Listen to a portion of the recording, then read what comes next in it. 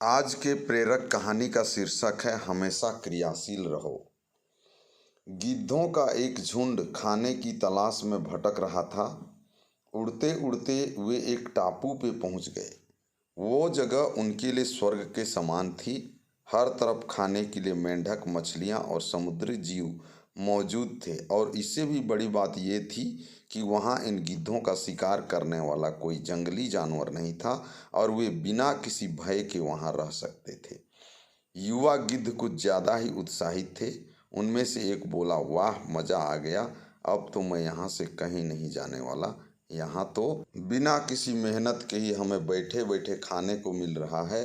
बाकी गिद्ध भी उसकी हाँ में हाँ मिला खुशी से झूमने लगे। सबके दिन मौज मस्ती में बीत रहे थे, लेकिन झुंड का सबसे बूढ़ा गिद्ध इससे खुश नहीं था।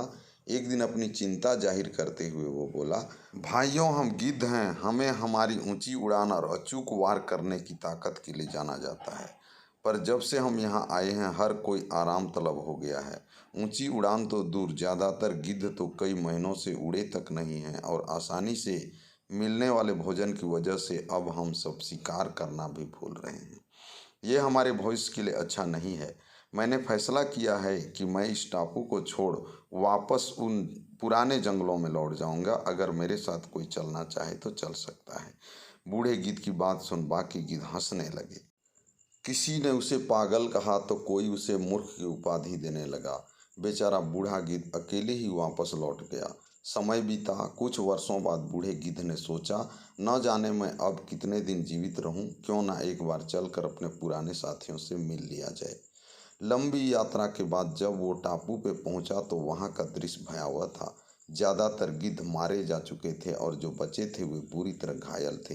ये कैसे हो गया? बूढ़े गिद्ध ने पूछा। कराहते हुए एक घायल गिद्ध बोला, हमें क्षमा कीजिएगा, हमने आपकी बातों को गंभीरता से नहीं लिया और आपका मजाक उड़ाया। दरअसल आपके जाने के कुछ महीनों बाद एक बड़ी सी जहाज इस टापू पे आई और चीतों का एक दल यहाँ छोड़ गई। चीतों ने पहले तो हम पर हमला नहीं किया, पर जैसे ही उन्हें पता चला कि हम सब ना उड़ सकते हैं और ना अपने पंजों से हमला कर सकते हैं, उन्होंने हमें खाना शुरू कर दिया। अब हमारी आबादी खत्म होने की कगार पर है। बस हम जैसे कुछ घायल गिद्ध ही जिंदा बचे हैं। बूढ़ा गिद्ध उन्हें देखकर बस अफसोस कर सकता था। वो वापस जंगलों की तरफ उड़ चला।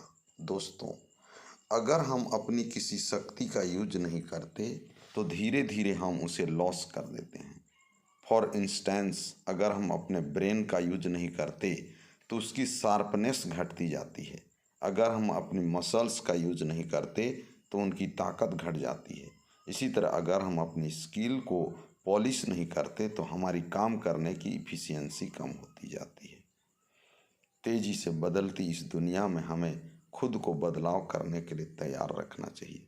पर बहुत बार हम अपनी करंट जॉब या बिजनेस में इतने कंफर्टेबल हो जाते हैं कि बदलाव के बारे में सोचते ही नहीं, और अपने अंदर कोई नई स्किल्स ऐड नहीं करते, अपनी नॉलेज बढ़ाने के लिए कोई किताब नहीं पढ़ते, कोई ट्रेनिंग प्रोग्राम नहीं अटेंड करते। यहाँ तक कि हम उन चीज़ों में भी डल हो जाते हैं जिसकी वजह से कभी हमें जाना जाता था, और फिर जब मार्केट कंडीशन चेंज होती हैं और हमारी नौकरी या बिजनेस पे आंच आती है तो हम हालात को दोष देने लगते हैं।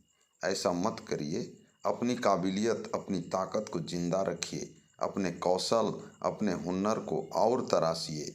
उस पे धूल मत जमने दीजिए। और जब आप ऐसा करेंगे तो बड़ी सी बड़ी मुसीबत आने पर भी आप ऊंची उड़ान भर पाएंगे। Be active always.